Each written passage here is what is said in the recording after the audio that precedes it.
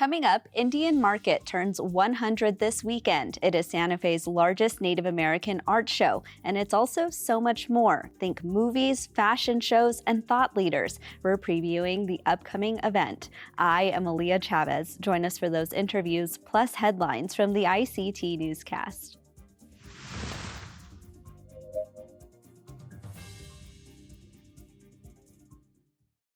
This program is made possible by the Corporation for Public Broadcasting, a private corporation funded by the American people. The Walter Cronkite School of Journalism and Mass Communication at Arizona State University is honored to be a supporter of Indian Country Today. ASU offers the only online undergraduate digital media literacy degree, teaching students how to recognize and combat inaccuracies on all platforms. They are using cutting-edge tools and tactics to separate fact from fiction in a digital world overloaded with misinformation. Learn more at cronkite.asu.edu.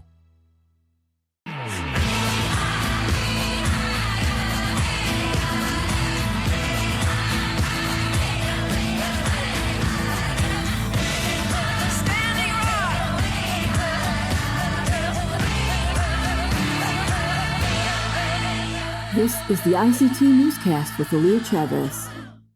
Amirawa Hopa, thank you for joining us. We start with news from the nation's oldest and largest organization representing Native Americans and Alaska Natives in the U.S. On Friday, the National Congress of American Indians said in a statement that it is, quote, parting ways with Chief Executive Officer Dante Desiderio. On Monday, a spokesperson for NCAI did not clarify to ICT whether Desiderio had been fired or if he resigned. The spokesperson said the organization generally does not comment publicly on personnel matters out of respect for employee privacy. Desiderio had served as CEO since April of last year. On June 11th, just before the NCAI mid-year conference, the organization's executive committee placed Desiderio on temporary administrative leave. It did not give a reasoning for that move either. NCAI added it is focused on planning for the White House Tribal Nations Summit and that it has already initiated a search for new leadership. Larry Wright Jr. of the Ponca tribe has been named the interim CEO. Now to California, where a tribal nation is slowly beginning to recover after a massive death of fish. Karuk officials say a wildfire appears to have caused the deaths of tens of thousands of river fish. The fish were found on a 20-mile stretch of the Klamath River in Northern California. Karuk fisheries technician Kenneth Brink was on site to examine the area shortly after the fish were reported. Biologists from the Tribal Fisheries Department believe a flash flood was caused by heavy rains that spilled over a recent burn area, which caused a massive debris flow that eventually entered the river. The fish kill was a blow for both the Karuk and Yurok tribes. Both nations have been fighting for years to protect fragile populations of salmon in the Klamath River. Staying on the West Coast, the Yakima and Umatilla nations are uniting for what they're calling comprehensive salmon recovery in the Pacific Northwest. On August 9th, tribal leaders gathered to advocate to restore Columbia Basin salmon populations. The event highlighted the power of partnerships to find solutions to salmon recovery. Leaders from the Yakima Nation and the Confederated Tribes of the Umatilla Indian Reservation recommend taking immediate action to make sure endangered salmon do not go extinct. The leaders want a detailed strategy on fish restoration. Part of the effort to save the salmon would be to consider breaching the 4 lower Snake River dams. Tribal leaders say they are committed to working with all sectors to restore salmon and other native species. In Minnesota, the Chippewa tribe has heard from tribal citizens about a decades-old requirement. Nearly 8,000 votes were cast in late July on whether or not citizens should have 25% blood quantum to be enrolled. 64% of voters said the blood quantum requirement should be removed from the tribe's constitution. The requirement was originally adopted under pressure from the Federal Bureau of Indian Affairs in the early 1960s, and that blood quantum requirement has caused tribal citizenship to shrink because many children don't meet the criteria. 57% of those voters also decided that the 6 bands or reservations of the Chippewa tribe should determine their own citizenship requirements. The vote itself does not change the tribe's constitution, but it serves as guidance for the tribe's executive committee moving forward.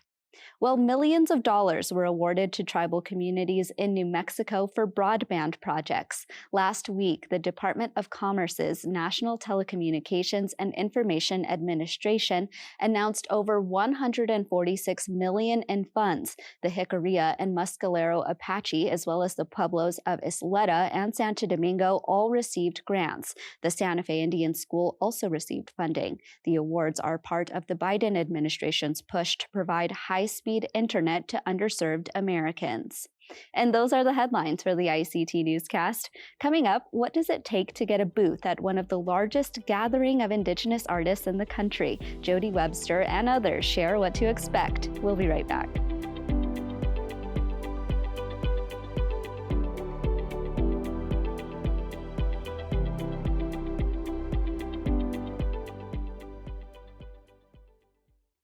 The Southwestern Association for Indian Arts celebrates its 100th Native American Art Market in Santa Fe, New Mexico this weekend.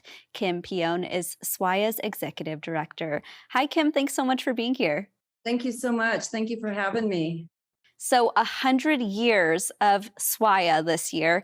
Tell us what this milestone means to your organization.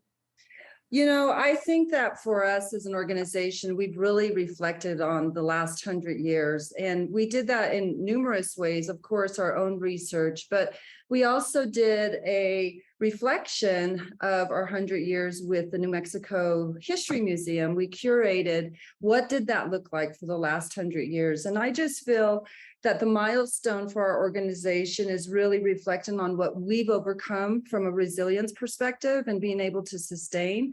And also, I feel that it's the end of an era leading into a new era. And what does that mean? And so it's been a good journey. It's been one that's forced us to be innovative and creative and come through this with really new ideas. And it's been a wonderful journey for sure. Talking about that growth over the 100 years, I mean, when we look back at the history of SWAIA, at one point it was not nearly as big as it is now. There wasn't as diverse of Native and Indigenous artists as there are now. Maybe talk about how that growth looks like in real time and what you're most proud of. Well, I feel that, you know, even when you look at the genesis of SWAIA, Santa Fe Indian Market, it was called something different in the beginning. And in its beginning, Native American artists were not allowed to sell. And so these were goods that were collected not only in the Southwest, but in the plains and north. And so this was a collection by anthropological patriarchs who were collecting and coming, and their intent truly was not only to preserve Indian art because they thought we were going to be extinct, but also it was to create tourism in Santa Fe, New Mexico. And so when you see its progression, in 1938 was when natives were able to sell and be a part of this market. And so when you look at that era, I think that really shifted the organization. And then, you know, I feel that through the decades, the 40s, the 50s, the 60s, every single era really had its own specific I would say personality in reference to the political environment of those times. In the 1970s, that was when jewelers were invited to this market. And so I just feel that was another very important era for this organization. You know, jewelry is a huge classification now. And so I just feel that through the years, it's been one where the organization has defined itself and, you know, becoming one of the largest jury and organizations in the country for Native American art. That to me was a very profound experience for me personally, because I really got to see the art. I got to see the judging of the art, and it was very profound. So I feel, you know, just even as we're going into this best of show and really reflecting on, okay, well, what was the jury in? And now we've got competition that falls in line with that. And All I can say is that the art is stellar. It is amazing. The artists that I represent are truly very profound for their time and era. You, of course, hold such a big position, and we're just days away from the opening of Indian Market. I mean, behind the scenes, what's going on there? And maybe tell us about, what you're hoping for the best in this weekend. Well, so, I tell you, this has been definitely a very intense journey. And it started actually in 2021, just planning for this. And Monday, which was yesterday, that's when it just starts becoming real, because you're bringing on people who are assisting us, and there's a lot of movement in the office. And so at this point, for me, personally, it's like, okay, you guys stay in your lane and let's run. And we've done the best we can. And, I'm not striving for perfection, but I'm definitely striving for quality. And I feel that we will really move into an Indian market that will have a real sense of quality to it. And talking about the events, it's really wide ranging. There, of course, are the booths, there's fashion shows. Maybe tell us what to expect this year. Well, we really represent 9 classifications. And so there is diversification with that. And there is something for everybody, all the way from textiles and, wares that are available for the now. It's not like we're developing textiles that are only for special occasions, jewelry, pottery, diverse arts, basketry, it goes on and on. And so I feel that anybody who is planning on coming to this market, plan on spending money, because there is definitely something for everyone. Absolutely. Well, there's one last part that I want to talk about, which, of course, is the fact that so many big names in Indian country are going to be in Santa Fe this weekend. I mean, we're talking artists, of course, but we're talking movie stars and politicians. Maybe talk about, what kind of gathering this means to have all of these big names in this space in which everyone can kind of interact and celebrate with one another. Well, Santa Fe Indian Market is an organization that supports the arts. And so arts are not always just things that we can wear, but they're also the film industry, the music industry, dance, all of those things are going to be here. And I think that when you see the different ambassadors of these, whether it's the film or even the politicians, I think that all of them are contributors to what we do and how we do it. And so for me, once you get to this place, this is a place of celebrating with everybody and really coming along and just having fun in a space where we are all celebrating our arts. And so I think that that's what I'm so excited about. Well, Kim Pion, Executive Director of SWAYA, thank you so much, and the best of luck to you this weekend. Thank you so much.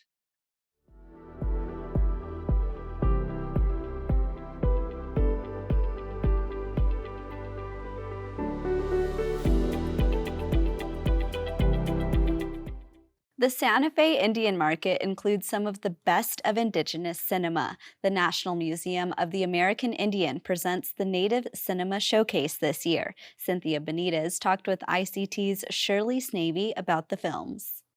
So tell us about the Native Cinema Showcase at SWAYA, at the Indian Market in Santa Fe. Yeah, so Native Cinema Showcase is going to run August 18th to the 21st. At the New Mexico History Museum is one of the venues, and for Saturday it will be at the Rail Yard screening Encanto. And this year, this is our first time back in person after 2 years, so we're very excited to be back into the community, engaging with everyone all over again. The films this year, we have about 35 films from 8 countries, speaking 10 Indigenous languages, from 30 Native nations. So we have a very diverse group of films this year that we're very, very excited about. And, all of our screenings are free and open to the public and come on first come, first serve basis. And they're films from for everyone this year, for all audiences. It looks like you've got experimental films, family films, horror films, kids films. Looks like it runs the gamut. Yes, absolutely. So whatever you're in the mood for, just come by the museum, the New Mexico History Museum, and you can come and check it out, peep in, and enjoy yourself. One of the things that I always appreciate about going to the films at the market is air conditioning. Yeah, that's what everybody says too. They're like, oh my goodness, I'm nice and cool and fresh in here. Right. Just take a break from shopping and checking out all the cool artists and then just head inside for an air conditioned film. Yeah, exactly. And that's what's so wonderful about having Native Cinema Showcase during market, because you're also getting audiences that normally would never come to a showcase like that. And like you said, they'll just come in just to take a break and they're like, oh my goodness, okay, let me pop in and check a film. So we're always very happy for that. That's great. And the museum is just right on the market where there's booths outside and all sorts of things going on. So how do you select these films? So our programming team really tries to adhere to the mission of what the museum is, which is social equity and justice when selecting these films. And, we either research or filmmakers will submit to us. We'll go to film festivals, or sometimes it'll just be people that we don't know will meet and they'll be like, hey, we have a really great film. So we have a very different variety of way of like selecting them, and we obtain those and really study it, have our selection meetings, and come up with a program we have. Unfortunately, we can't select everything, but fortunately, the Smithsonian National Museum of American Indian has programs throughout the year. So even if your film does not get selected, sometimes those films will be included in other programs throughout, New York or DC Museum. That was going to be my next question. Tell me about the other film and video programs at the National Museum of the American Indian. Yeah, so we have our At the Movies, which is in New York, and our Dinner in the Movie, which is in DC. And those usually come every quarterly, depending on what the film is, exhibit, or even what Heritage Month we celebrate. So we usually like to celebrate women's history, Asian Pacific, LGBTQ, and of course, Native American Heritage Month. So as I always tell people, just please check our website, americanindian.si.edu, for, programs in both DC and New York. It looks like quite a few of these films are from female directors. Was that a push this year? It wasn't a push, but it was a surprise. Every year, we always have more and more female filmmakers coming through. And this year just happened to be that the features that are included, which is Brooke Sweeney's film, Daughter of a Lost Bird, Night Raiders by Danis Goulet, and Bootlegger by Carolyn Monet, they're all first-time female feature filmmakers. So, which was really exciting because you have these three incredible women from different regions of North America, and they're allowing us to screen their first feature film. So we're very excited about that. And we'll have Carolyn Monet for opening night for Bootlegger and Brooke Sweeney for closing night. There's like a block of shorts. Yes. Yeah. So what is that? So this year we have 4 shorts. All of them are very, very unique. We have a family-friendly shorts, which is future focused. We have a horror shorts, which all feature animation and like funny little horror tales and folk tales. Then we have a really beautiful one called Emergence, which is basically films talking about just kind of revitalizing yourself and, seeing what the outcome is. And then our most popular, which is Rise Above Shorts program, which is rising above adversity. And all these films, all these short films and all these different programs are really quite beautiful. And I would highly recommend watching them because, they're short, they're sweet, but they really get the story told. And for those with a short attention span, it's really. Yes. Anything else you want to make sure that we mention? We're kind of about out of time. Yeah, absolutely. Again, you can check out our full schedule at americanindian.si.edu. And our dates again are August 18th to the 21st. And our screenings are free, open to the public, and come by and check out our showcase. Thanks. Thanks, Cindy. No problem. Thank you. And you can watch Native Cinema Showcase movies at the New Mexico History Museum. We'll be right back.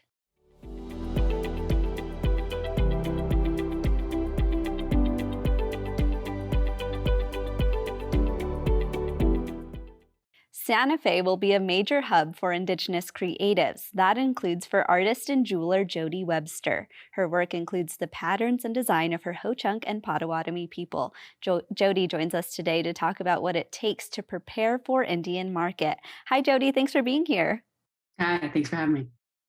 So we're just a few days away now. I mean, tell us about the anticipation that you're feeling and sort of what your process is looking like, knowing that we're a few days away from Indian Market.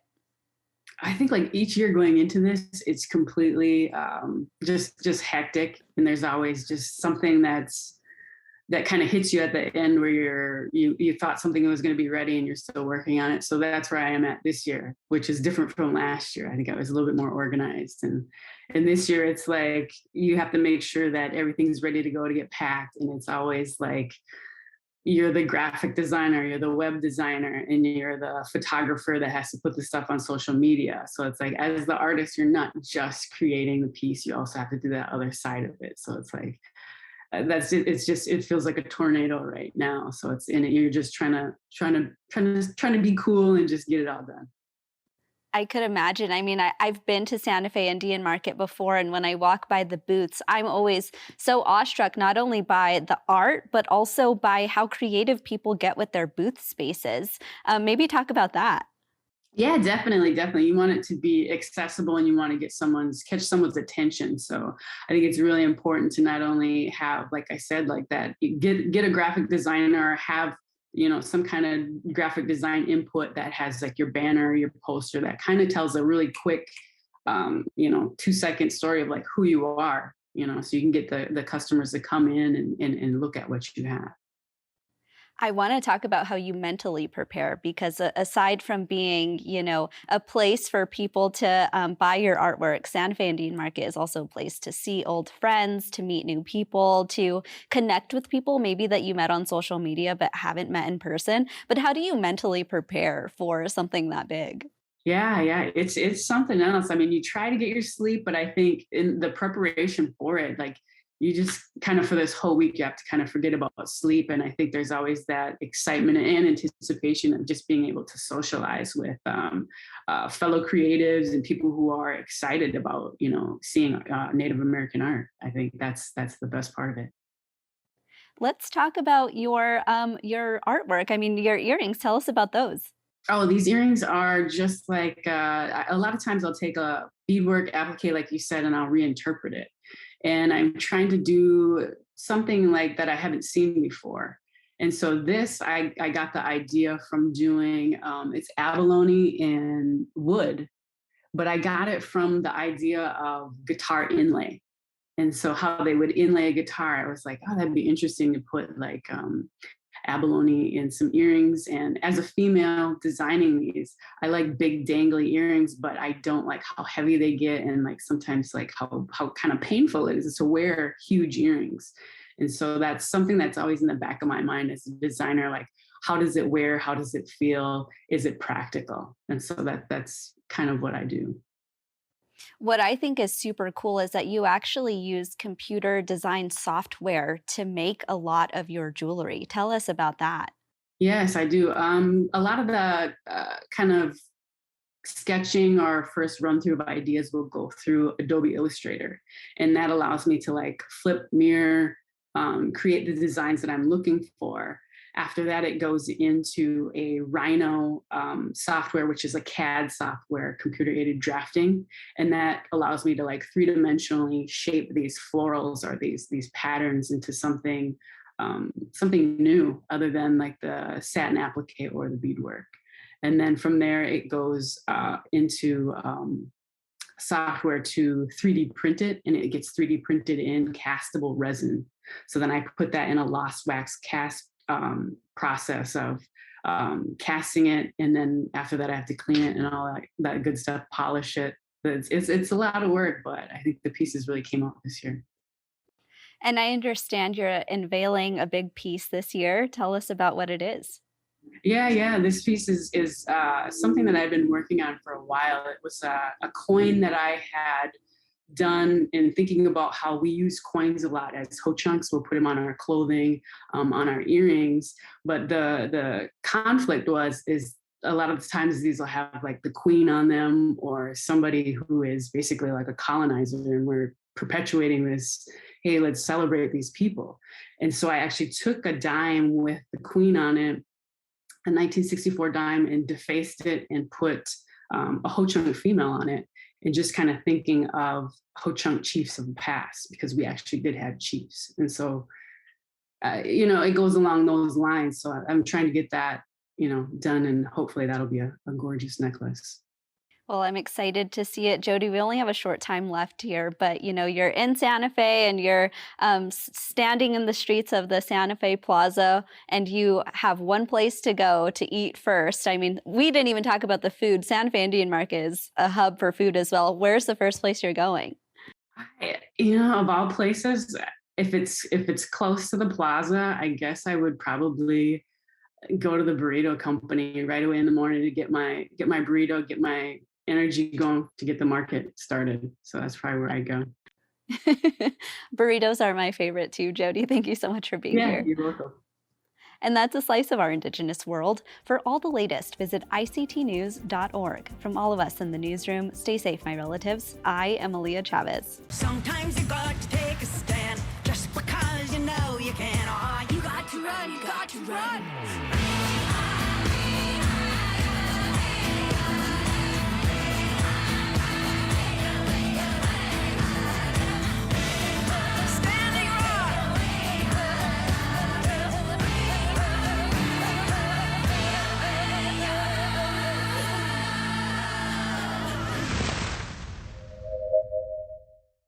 This program is made possible by the Corporation for Public Broadcasting, a private corporation funded by the American people.